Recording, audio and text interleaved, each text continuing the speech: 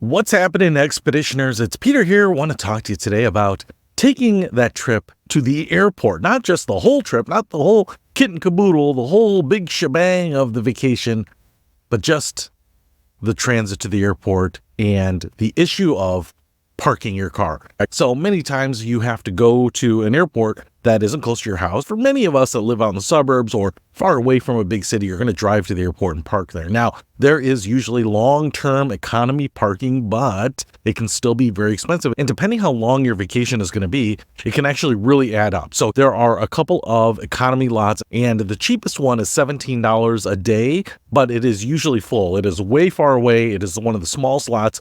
But most of the economy parking is about $27 to $30 a day once you add in all the taxes. So let's say you're going out of town for a week. That's going to be $210 plus taxes of economy parking. And if you want to park in one of the attached lots and not take a tram, you're going to be looking at $59, $60 a day. So multiply that times a week. That's $420 plus tax for parking your car. And God knows if you go on a vacation that's going to be 2 or 3 weeks, you could pay $1,200 for parking at the airport. So you're probably wondering, Pete, how can I get to the airport? How can I drive there? Especially if I live an hour away from a big airport, an hour and a half, you have to drive. Where can I park my car so that it won't cost me an arm and a leg? So that parking at the airport isn't actually one of the biggest expenses of my vacation. And the answer is off-site parking. Now I did this most recently on a trip where we were going to fly out and actually stay at a friend's house. And so we were allowed to stay there the whole month because no one was going to be using it. And so I thought, man, if I go and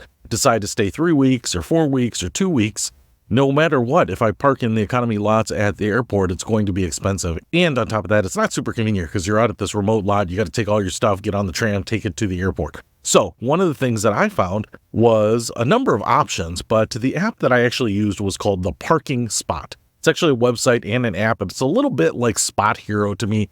You can find places to park. In this case, it showed me a number of hotels that were around the area, and then it showed me pricing. And sometimes there are really two versions of parking at a hotel and getting to the airport. The first one is stay and park. Okay, so let me explain this one. This one is actually really interesting. I didn't do this one, but it actually could make a lot of sense for people that have to drive to the airport. Stay and park means that you can book a hotel room. Usually it's just for one night, and you will get 7 days of parking included. Usually, from what I've seen, to add on additional parking is anywhere from $5 to $20 per day. So let's say you're going to be gone 10 days, you would add on a few days to the 7 days that you are already getting included with your room. Now, what's interesting here is that I saw rooms that were anywhere from $59 a night to about $139 a night, and they were pretty close to the airport. So what you would do is you would book that room, and then you can crash there, enjoy your evening at the hotel, and then you would get up in the morning, pack up, take the shuttle to the airport, and then when you're done with your trip, take that shuttle back to the airport, get in your car, and leave. Now, if you are anywhere from an hour to an hour and a half or a few hours away from an airport, I think this makes a ton of sense because you might have a flight where you don't want to miss it. You don't want to have to be on the road for a few hours and worry about a traffic jam or a flat tire or a delay or gas or congestion around the airport. You want to just be able to wake up and say, hey, we're only a few miles away from the airport here. I can get on that shuttle, can make sure I'm there on time. You have a nice leisurely start to your morning, maybe get a free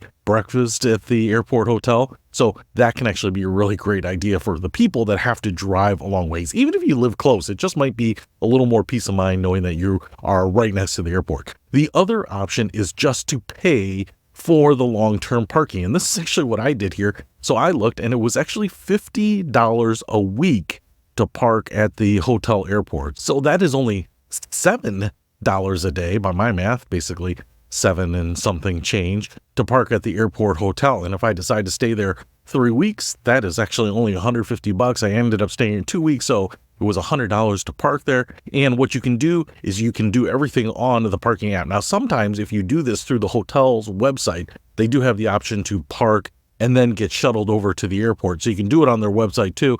And you can usually do the prepay there. So if you do it directly, I might check that out, see if there's a little bit better deal. But if you do it on the app, you can book it, you can pay for it on the app, and then you'll get a QR code, very similar to what happens on my Spot Hero app. And then when you go to the hotel parking lot, in my case, there was an automatic gate with a scanner, and you could get a ticket if you wanted to, but I would just scan the code. It let me in. I went in, I parked the car, got all my stuff, went to the front of the hotel. The hotel shuttle would run to the airport about every 15 or 20 minutes is what they said. I only waited a few minutes, got on the airport shuttle, was at the airport about 10 minutes later. So it was super easy, super cheap, way cheaper than using the economy lots. And honestly, I don't think from parking to getting to the airport terminal was any slower than actually using the tram itself. And depending on the airport that you're at, sometimes you can't get parking. And the last thing you want to do is get to an economy parking lot, assuming that you're going to be able to park, and find that it has no spaces. And that happens all the time. I usually actually check now to see which lots have spaces, and a lot of them say no spaces, no spaces. So that's also something that can actually give you a little peace of mind, is knowing that you're going to actually have a spot reserved for you. So I would definitely recommend considering off-site parking at the hotel for your next trip, because it can save you a lot of time, can save you a lot of money. It can actually be a nice, peaceful way to transition from your normal life to a hotel room to a flight. So it can make your trip a little more enjoyable and stress-free, and keep that money in your pocket. So hopefully that helps. I'll see you later.